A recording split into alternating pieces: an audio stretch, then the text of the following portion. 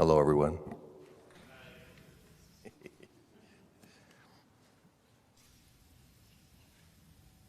All right, I need all your positive vibes pointed my way. This is this is a bit of a it's not a usual thing for me to be a public speaker, so we'll see how I do. First of all, a warm welcome to all of you, family and friends, for sharing with us this funeral mass in tribute to and in celebration of the long, exceptional life of my dad.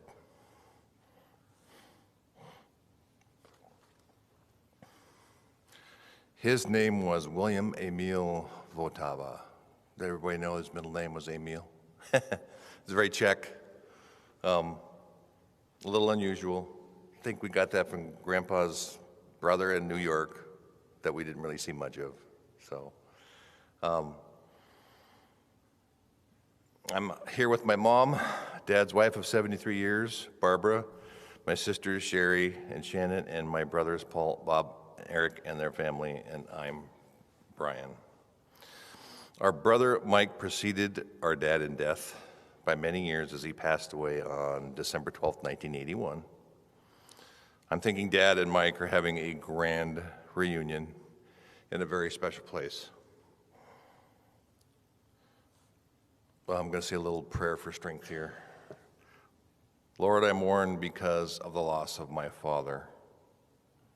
I thank you for blessing the entirety of my life with him. I thank you for giving me hope in this sad time. Thank you for allowing my father to live again in perfect peace in your kingdom. I pray that this hope comforts all of us during this difficult time. Amen. Anybody else got a lump in their throat? Okay, dads are someone to look up to, someone to follow, someone to admire, someone to be proud of, and someone to brag about, someone to learn from, and someone to respect, someone to listen to, and someone to talk to, someone to try and impress, someone to rebel against. And that didn't happen that often. And someone to experience life with. My dad, our dad, was all of that.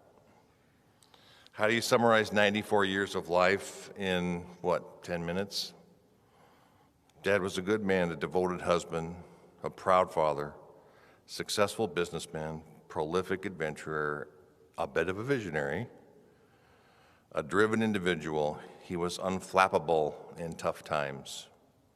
Positive, forward-looking, a true problem solver. He was honest, ethical, trusting, and expected the same in others, which led to some disappointments. He said what he meant and meant what he said. Dad was naturally adaptive, and his ability to quickly size up situations and people was a large part of his success in life. He actually believed that if you were doing the right thing, then everything would work out in the end.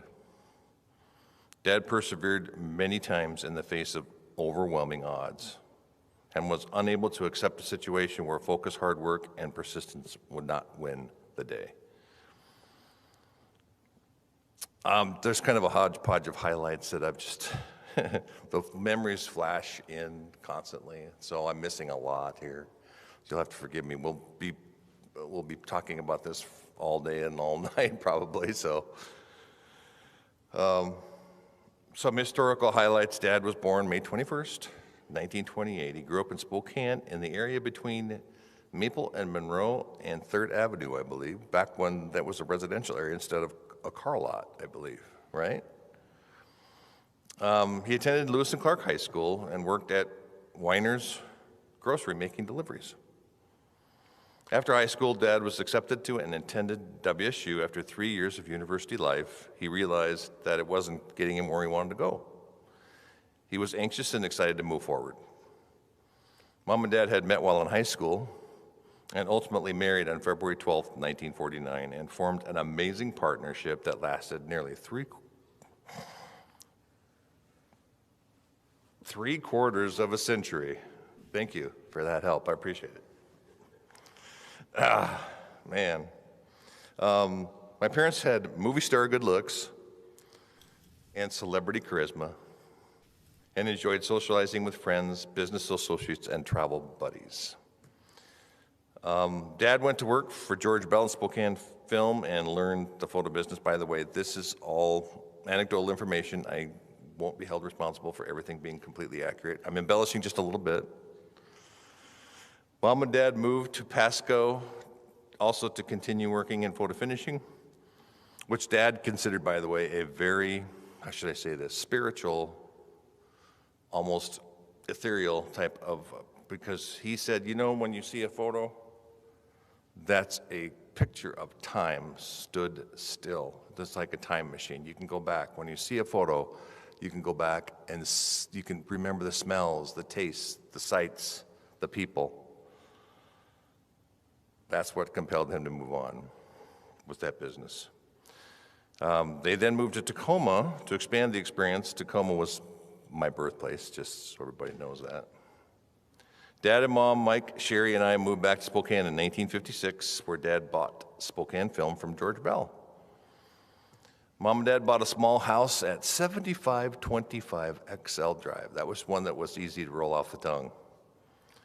And life was good. My brother Mike and I shared the same bedroom in the downstairs. I remember every day the alarm going off and racing upstairs with Mike to try to be the first one to use the one bathroom in the house.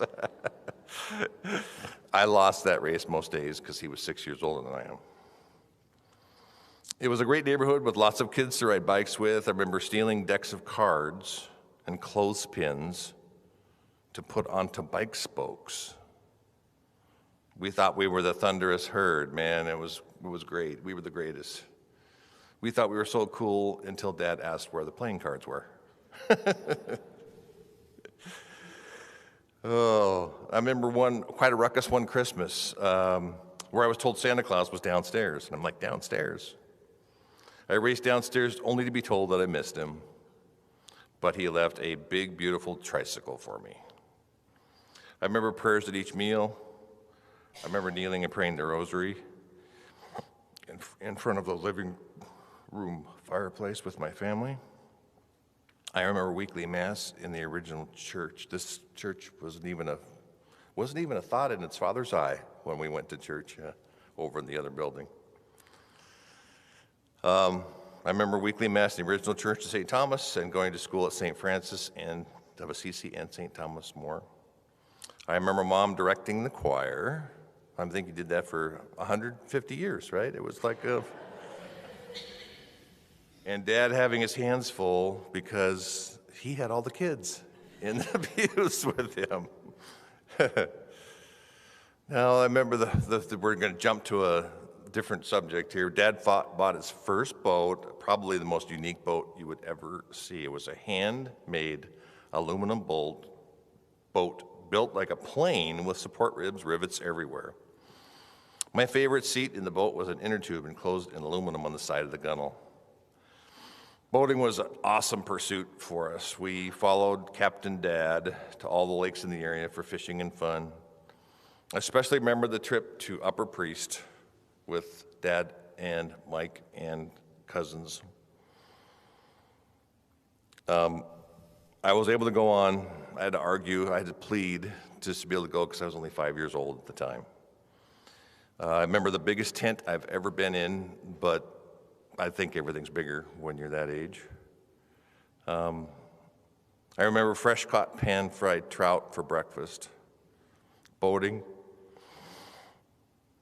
and hiking and being one with the universe. It was amazing to see the stars so clearly. Dad was always captivated by travel to Central and South America. We're thinking maybe it's because his friendship with students when he was going to WSU. But in 1960, he decided to travel to Mexico City, Ciudad de Mexico. But he didn't fly there. He hooked a travel trailer up to our 1957 Studebaker station wagon and drove from Spokane, Washington to Mexico City 2,725.8 miles. And who does that? That's just Oh, and Mom, Dad, Uncle Ed, and Aunt Pearl did not speak Spanish. Amazing. But it's a trip that Mom has talked about and Dad talked about forever. I remember all the things that you brought back and showed us that you brought as souvenirs. It was great to be able to be a part of it just through those memories.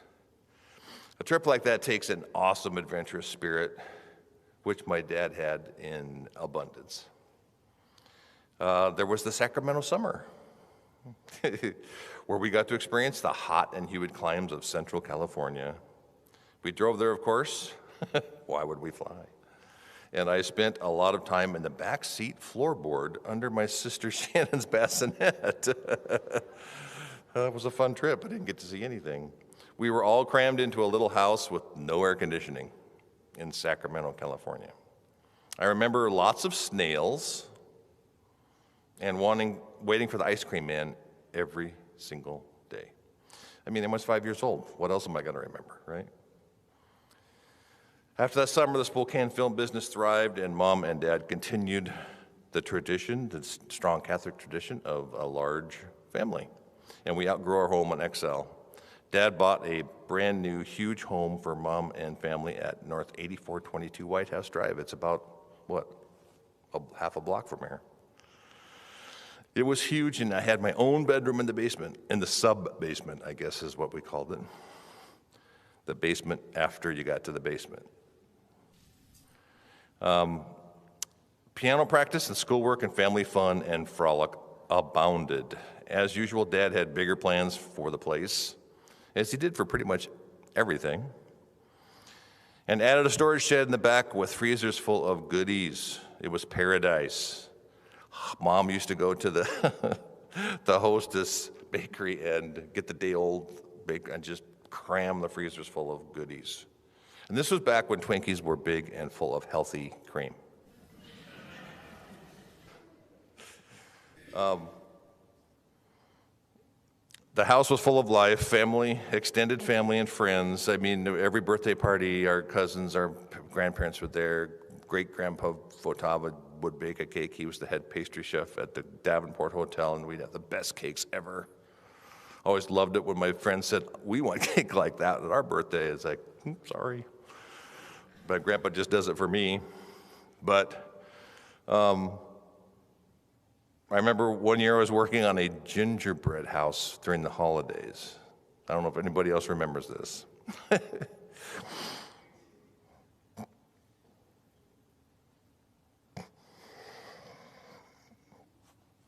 Sorry, I got to get through this. I saw a picture in a magazine and decided to build it. No instructions, just a picture. It was really big. Maybe it wasn't as big as it was in the picture, but it ended up being huge. And when I was almost completed, there was so much weight, the roof collapsed. I was heartbroken. Dad came to the rescue and managed to repair the breakage, and I was able to take it to school. The kids in class ate it for a week. Then there's Deer Lake. Dad purchased a steep lot on Pine Bay at Deer Lake and immediately began carving out the land to build a dream. I remember the original cabin and deck with something called an encinolette. I see a bunch of blank faces out there. It's an electric toilet, probably the scariest place ever to go to the bathroom.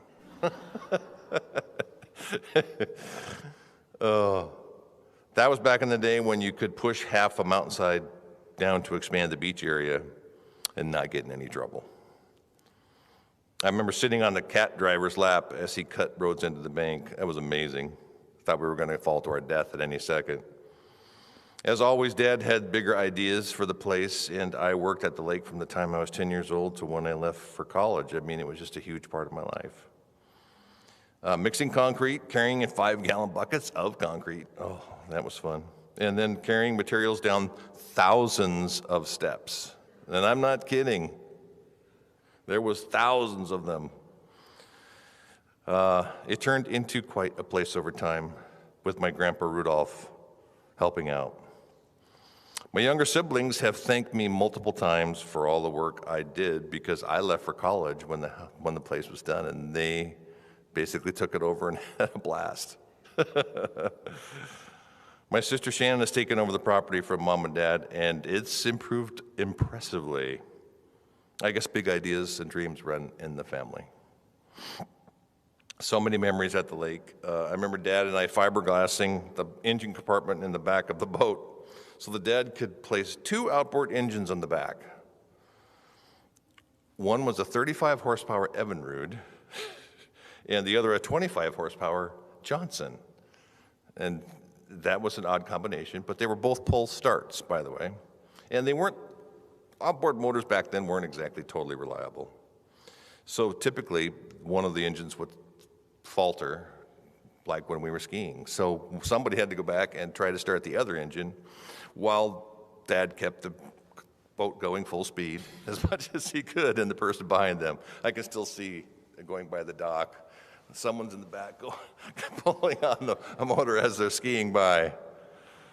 Oh man, it was crazy. And when Dad and I would drive to the lake, he and I would play the game of naming cars that were coming the other direction.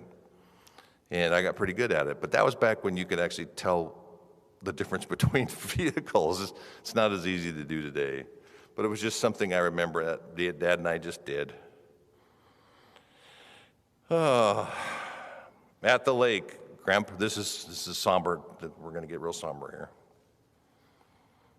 At the lake, Grandpa Rudolph and I and Dad would listen to Washington State football games. And you got to remember when this was, in the 1960s, with Coach Jim Sweeney. Dad loved his alma mater, but the football team was just awful. They were the worst. He got so upset because they would fly down the field 99 yards and then fumble at the 1 yard line. That was just what so this is the somber part. Dad got so upset, I promised myself I would never attend WSU. Sorry, folks, I'm a Husky. And a Zag, too. Shout out. Dad also invented an ingenious way to wake people up at the lake on the 5th of July. Does everybody remember that? You kids? Yeah. Dad always had a big cleanup the day after the 4th fireworks. And he was cleaning up one day, and I think it was my brother Eric, had a large, just just a regular old huge bag of fireworks, and Dad had a fire that he was cleaning up, and he decided to throw that on the fire. And I'm telling you, I've never been woken up into such grand style in my entire life. It was amazing. And it's something we'll all remember, and I think half of the Pine Bay, well, actually all of the Pine Bay, I still think talks about that day. Also, Dad was a world-class snorer. He definitely would have received a medal if there was an event in the Olympics. Oh my God. I remember traveling to Helena, Montana to visit one of the stores, and we slept in the same hotel room.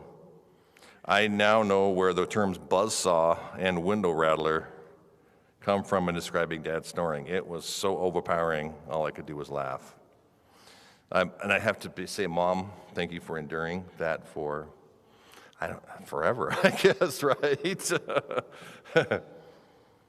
Dad bought me my first car, a 1963 Dodge Dart with a slant 6 engine and a push-button automatic transmission. Mike Weber, do you remember that car?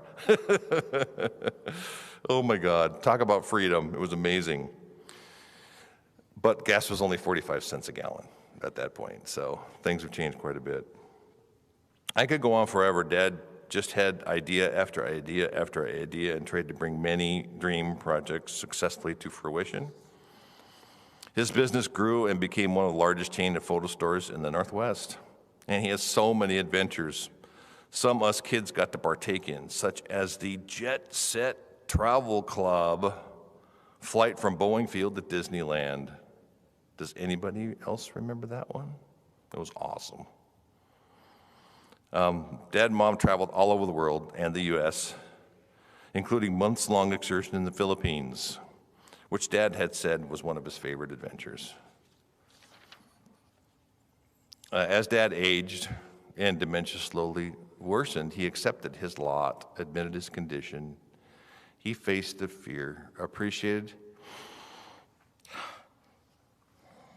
his family and friends for looking out for him, thanked us all the time. He was at peace with how his life had progressed, and Mom thanks incredibly much for taking such good care of him.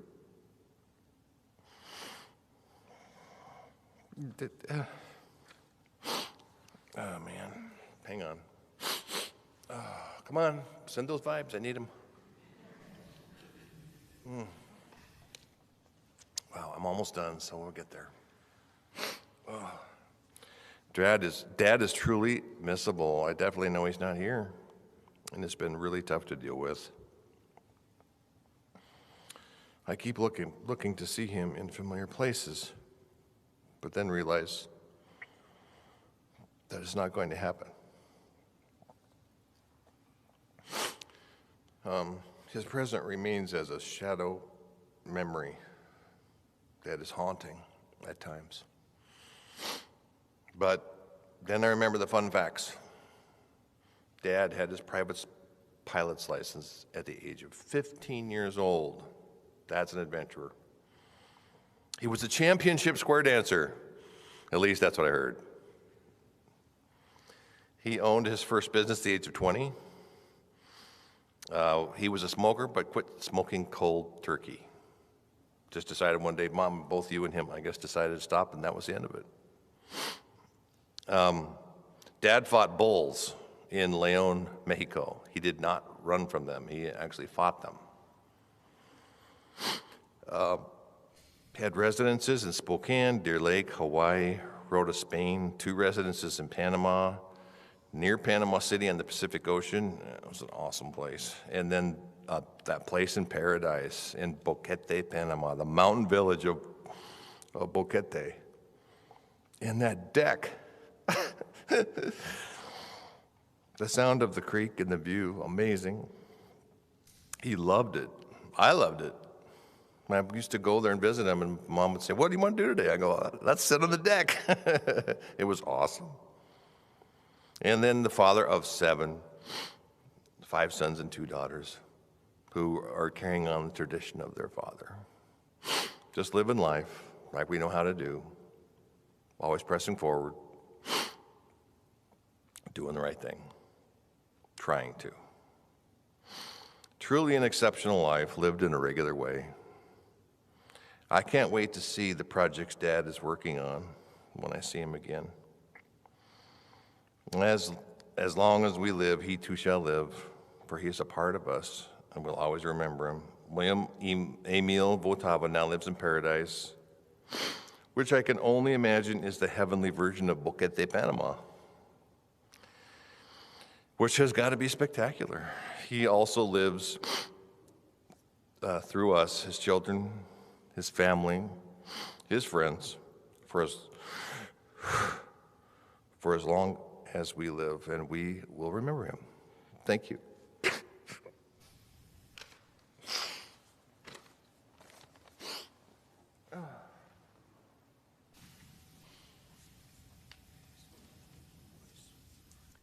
Thank you, Brian, for those words of remembrance. I invite you to stand, please.